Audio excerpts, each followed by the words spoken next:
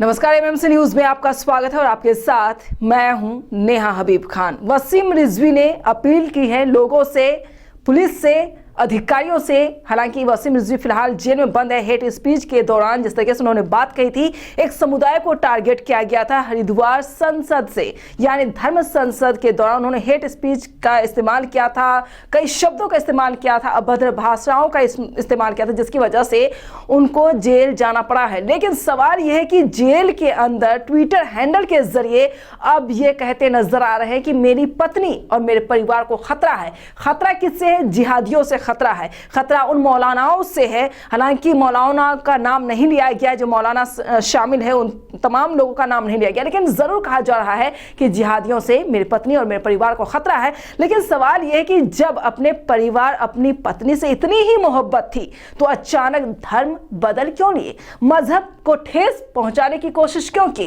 हालांकि उन्होंने ये आरोप लगाया था कि मैं दिल से हालांकि दूसरे धर्म को कबूल नहीं करता हूं। तो वसीम रिजवी ने कहा कि मेरी मजबूरी थी कि मुझे दूसरे धर्म में जाना पड़ा, क्योंकि मौलानाओं ने साफ तौर से मुझे धर्म से, मजहब से, इस्लाम से बाहर यानी खारिज कर दिया था, जिसकी वजह से मैं दूसरे धर्म में कहीं ना कहीं मुझे जाना पड़ा है। लेकिन सवाल यह है कि जिस तरीके से मजहब को लेकर उन्होंने बात कही थी, अब मजहब से जब दूसरे मजहब में जा चुके हैं, वहां पर भी अपने परिवार को खतरा को लेकर अपनी बात और अपील करते हुए नजर आए हैं। हालांकि मौलानाओं के साथ साथ वसीम रिजवी उर्फ त्यागी ने यह कहा है पत्नी को खतरा है ही, लेकिन मेरे परिवार को भी खतरा है, उनको देखना होगा। मैं तो जेल में बंद हूं, इसलिए आप सभी से मैं अपील करता हूं कि आप लोग मेरी पत्नी, मेरे परिवार का सहयोग करें। हालांकि पत्नी की जो बात सामने आई, उन्होंने कहा कि कुछ लोग हमारे घर पे काम करने के लिए आए हुए थे, उन्होंने अभद्र भाषाओं का इस्तेमाल किया है और ताला लॉक कर दिया, घर में हम लोगों को बेघर कर दिया है। इन तमाम चीजों को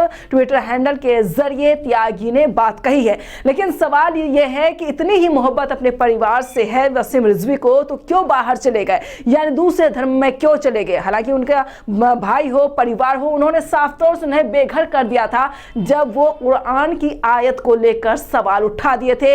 हालांकि वो चार्जशीट दाखिल करने की बात कर रहे थे, कई चीजें कही थी अपने धर्म को लेकर। हालांकि ये भी कह सकते हैं नबी साहब को लेकर उन्होंने किस तरीके से अभद्र भाषाओं का इस्तेमाल किया, जो कि इस्लाम के लोग, जो इस्लाम कह सकते हैं कि मजहब में कोई उसको ये कह सकते रहने की इजाजत नहीं दे। उन्होंने साफ तौर से कहा कि ये एक जिहादी नहीं, बल्कि ये अपने धर्म को, अपने मजहब को पूरी तरीके से बदनाम करने की कोशिश कर रहा है। इस वजह से रिजवी को निकाल दिया गया। और रिजवी जब जा रहे थे, उन्होंने उस वक्त कहा कि मेरे ऊपर सर कलम करने के लिए 50 लाख रुपए का इनाम रखा गया है, जिसकी वजह से मेरी मजबूरी है कि मैं यति नरसिम्हानंद को अपना गुरु मानता हूं और मैं इस धर्म में शामिल हो चुका हूं। जब वो डिबेट के दौरान बैठते वसीम रिजवी, फिर उनसे सवाल किया जाता है कि क्या अब आपको अपना नाम याद हो गया?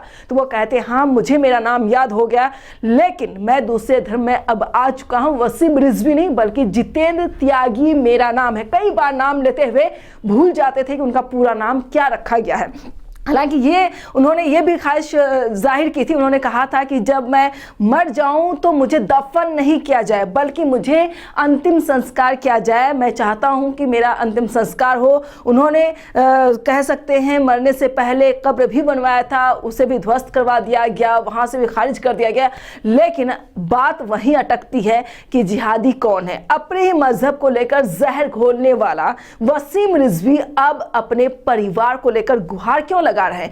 क्या अपनी पत्नी, अपने परिवार को किसी और धर्म में शामिल करने की तैयारी कर रहे हैं? हालांकि उन्होंने कहा था कुछ लोग हैं, अगर आना चाहे मेरे साथ तो वो आ सकते हैं, लेकिन मजहब को लेकर जहर घोलने वाला यति के साथ आखिर कदमों से कदम मिलाकर किस तरीके से रिजवी चल रहे हैं? लेकिन कई बार वो जो कुछ कह गए हैं, जिसकी वजह से अब वो गुमनाम की जिंदगी जी रहे हैं, यानी अब वो जेल और सलाखों के पीछे बैठे हुए हैं, क्योंकि यति जिस तरीके से जहर घोल रहे थे, उसी नक्शे कदम पर अब रिजवी भी तैयार हैं, जिसकी वजह से वो जेल में है। जेल से अब गुहार लगा रहे परिवार और पत्नी को लेकर। फिलहाल इतना ही। देश दुनिया की तमाम खबरों के लिए बने रहिए एमएमसी न्यूज के साथ। नमस्कार।